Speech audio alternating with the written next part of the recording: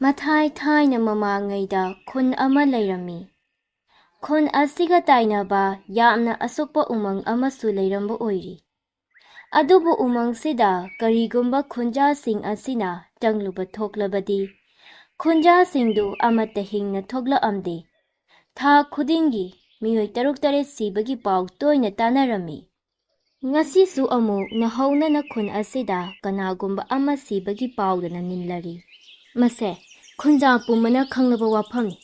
Karigumba umang asida kanagumba amana hek tangluba thoklabadi. Miyoi adu kaidongnungda hingna thoklaroi haibasi. Masi khangna khangna karigino. Aikhoi khunja sing asina hekta umang asigi manungda changluribasibo.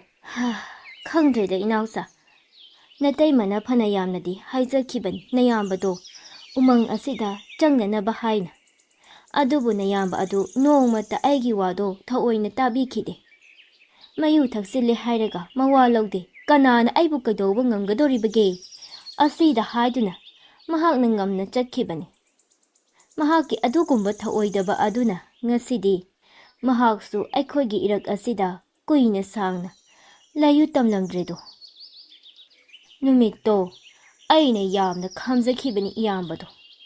Adubu mahakna sida tatpa makha yakidabani. Makhong phawwa pairaga yankibani numito. Adubu mana hek ngamdana umang asida changkibani. Ma khakta changba natadana aibuchu changsi haina ikut asi pairaga chingsilibani. Ainasu iyambado mahaki yudo thakpa khara hallo haina yamna haijakibani. Adubu aina adumna hek hairubagadi mahakna angang nangna kari khange tomina layu haina adumak cheirakibani. Nataima kari haigadabano khangde. Khun ase asumna kayam kuina misi minagi pau asi takhigadabano.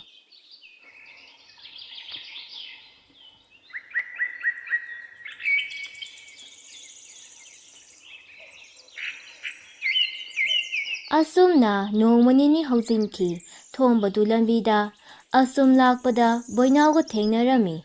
Boinaw wakhal nungaitana leiba urami. Thombana hai boinaw nangbu kari tawrabage nahan makhaiga iman manadeda. Thomba iyamba thambaudo ningsingla ine. Mahak hek ningsinglubaga aigi wakhal ase pothafam khangde yamna waine. Numit aduda karigumba nahakna iyamba thambaudo upai ama natraga. Ama tawduna mahak umangduda changkiba dudagi. Hinglamba thoklabadi ngasi. Mikup asida iyambado aikhoigi irak asida hana kumna tilamgadabani. Mani thomba. Numit aduda mana aibusu umang asigi manungda. Changkisi haina ikut paiduna chingkibani. Aina ngamduna ikut ase thadoklaga. Mahakpu mafam aduda thamlamduna ai chelakkibani. Ai haujikta yamna ningamlaktre. Itaimagi matause uraga. Adubu aina ngaklibadi asok koiba chahi ase khunja kananasu umang asigi manungda siriba misi ase karidagino karamnano haibase khangma ngamdaba asini. Mase amuktangdi khangdokpa chummi. Numit kharani haujinki marak asida thombagi machanupi amadi nupa makhoi anidu mangkhirami. Khunjadu angang anina mangkhiba asi umang asida changkhiba soidana oiramgani haina thajanarami. Ipagi thoiba istan nakhoi anibu karaida leibage. Ipadi icha singi masak udabada leiba ngamdre. Isa anigi nuksiba maithongdu udaba numit mini humni hairakle. Nakhoibu karamna lelibage. Ipadi nakhoibu udabada kakngawnare. Leihausu tanja asida laktuna thomabu themjinbi. Thomba toklo angang singdo nangna adumna kaplabasu halaklaroi. Itaima ai amna pende. Icha singdugi kari maralno. Mama asina chada thaktana icha piyu. Aigi icha kadaino haina kaplibase. Aibu kaidau haibano. Thomba nangi natau asida nataimabu kari hayo haibano. Angang anidugi masasing aduta oirabasu phanglabadi kharadasu wakhal singse ꯏꯪꯗꯅꯒꯗꯕꯅꯤ꯫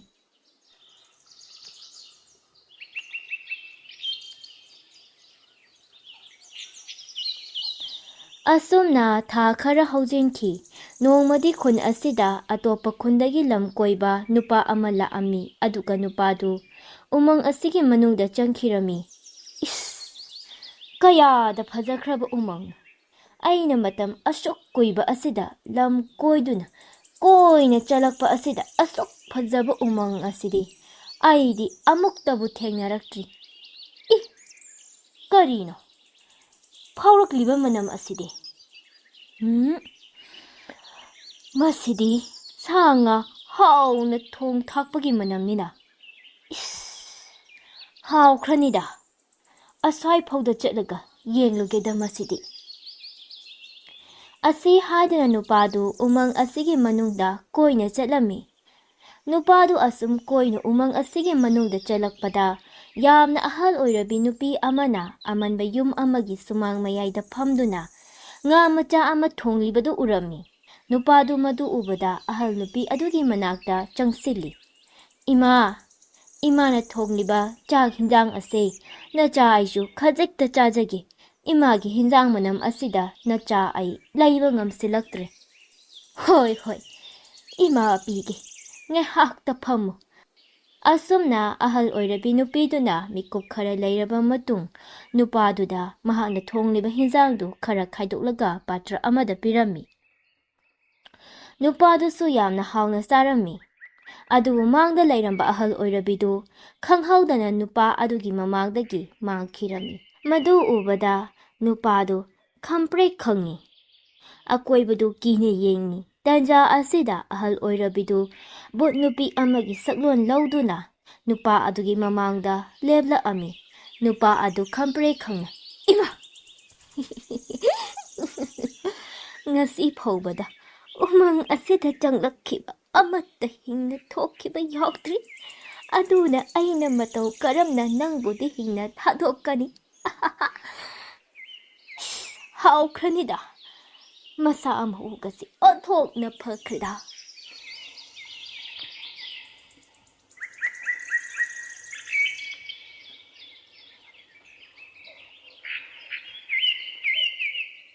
ꯃꯊꯪꯒꯤ ꯅꯨꯃꯤꯠꯅꯤ꯫ ꯈꯨꯟꯖꯥ ꯃꯌꯥꯝꯗꯨ ꯃꯍꯩ ꯃꯍꯩ ꯂꯝ ꯀꯣꯏꯕ ꯂꯥꯛꯈꯤꯕ ꯅꯨꯄꯥ ꯑꯗꯨꯒꯤ ꯑꯁꯤꯕ ꯍꯛꯆꯥꯡꯗꯨ ꯊꯦꯡꯅꯔꯝꯃꯤ꯫ ꯃꯔꯛ ꯑꯗꯨꯗ ꯊꯣꯝꯕ, ꯂꯩꯍꯥꯎ ꯑꯃꯗꯤ ꯕꯣꯏꯅꯥꯎꯁꯨ ꯌꯥꯎꯔꯝꯃꯤ꯫ ꯊꯣꯝꯕꯅ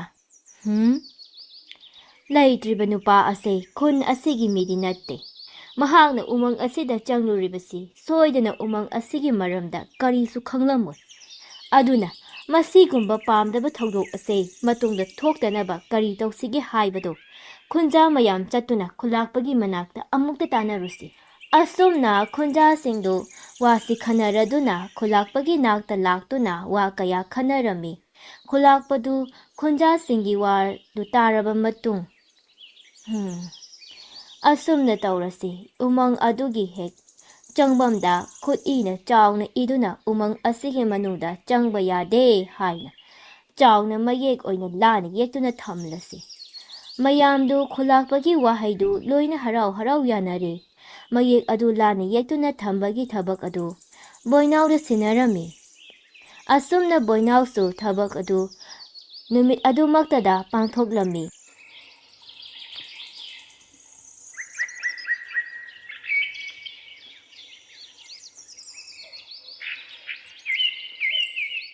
ꯃꯊꯪꯒꯤ ꯅꯨꯃꯤꯠꯅꯤ꯫ ꯂꯩꯍꯥꯎꯗꯨ ꯎꯃꯪꯗꯨꯒꯤ ꯃꯄꯥꯟꯗ ꯂꯩꯔꯤꯕ ꯄꯨꯈ꯭ꯔꯤ ꯑꯗꯨꯗ ꯏꯁꯤꯡ ꯁꯣꯛꯄ ꯂꯥꯛꯄꯗ ꯃꯌꯦꯛ ꯑꯗꯨ ꯂꯩꯔꯝꯗꯕ ꯊꯦꯡꯅꯔꯝꯃꯤ꯫ ꯃꯗꯨ ꯊꯦꯡꯅꯕꯗꯒꯤꯗꯤ ꯂꯩꯍꯥꯎ ꯄꯥꯎꯗꯨ ꯈꯨꯟꯖꯥꯁꯤꯡꯗ ꯇꯝꯂꯝꯃꯤ꯫ ꯕꯣꯏꯅꯥꯎꯅ "ꯏ! ꯀꯔꯤꯅꯣ ꯉꯔꯥꯡ ꯏꯁꯥꯃꯛꯅ ꯇꯧꯔꯝꯕ ꯊꯕꯛꯄꯨ ꯉꯁꯤ ꯅꯣꯡꯉꯥꯜꯂꯛꯄꯗ ꯂꯩꯔꯝꯗꯦ ꯍꯥꯏꯔꯤꯕꯁꯤꯕꯣ"꯫ ꯕꯣꯏꯅꯥꯎ, ꯂꯩꯔꯝꯗꯕ ꯊꯣꯛꯂꯕꯁꯨ ꯍꯧꯖꯤꯛꯃꯛ ꯃꯐꯝꯗꯨꯗ ꯆꯠꯇꯨꯅ ꯑꯃꯨꯛ ꯅꯧꯅ ꯃꯌꯦꯛ ꯑꯗꯣ ꯌꯦꯛꯇꯨꯅ ꯊꯝꯂꯨꯁꯤ"꯫ ꯑꯁꯨꯝꯅ ꯕꯣꯏꯅꯥꯎ ꯑꯃꯗꯤ ꯊꯣꯝꯕ ꯃꯈꯣꯏ ꯑꯅꯤ ꯆꯪꯅ ꯃꯌꯦꯛ ꯑꯗꯨ ꯑꯃꯨꯛ ꯍꯟꯅ ꯅꯧꯅ ꯌꯦꯛꯂꯝꯃꯤ꯫ ꯅꯨꯃꯤꯠ ꯀꯌꯥꯅꯤ ꯍꯧꯖꯤꯟꯈꯤ꯫ ꯑꯗꯨꯕꯨ ꯃꯌꯦꯛ ꯑꯗꯨꯗꯤ ꯕꯣꯏꯅꯥꯎꯅ ꯅꯧꯅ ꯁꯦꯝꯂꯝꯕꯒꯤ ꯍꯦꯛ ꯅꯣꯡꯉꯥꯜꯂꯛꯄꯒ ꯍꯦꯛꯇ ꯂꯩꯔꯝꯗꯦ꯫ ꯃꯇꯧꯗꯨꯗ ꯈꯨꯟꯖꯥꯁꯤꯡꯗꯨ ꯌꯥꯝꯅ ꯉꯛꯂꯝꯃꯤ꯫ Nongmadi athengba ahingdani thomba adu macha anibu ningsinglakduna tumdaba yadraduna asum koina khundugi akoibadu chatlami. Adu mahak asum chatlambadagi umangduda kanagumba miwai ama butnupi amana tamthina mihathina hatpa adu ururi matudagi hombana nungalakpa ngaiduna pawdu khunjasingda tamlammi. Masidagi khunjasingduna wa kaya ama tanaduna thangnaba khunda leiba afauba amaiba adu kaurunaba hainaduna amaiba adu kaurami. Masidi matik mayai yamna leiba thawaini mahaksi yamna ngaligi matamda khun asidagi mioi amana tamthina hatokphikibani. Madudagi mahaki thawai asina pendraduna sauduna khun asigi khunja pumba hatkani haina khankhreni. Adudi akhoi pumba butnupi asigi khuta thawai asi thaba taribro. Kari suwaruganu haujikti ai laklabanina laigi thauram macha ama tauraba matung kari su tauroi. Asumna amaiba aduna pungning changna khunja singdugi damak butnupi adu tainabiduna khunja singdugi awabadu kokpirami. Masigi tungdagidi khunja singdu awaba yauda nungaina ingna chikna panakhi.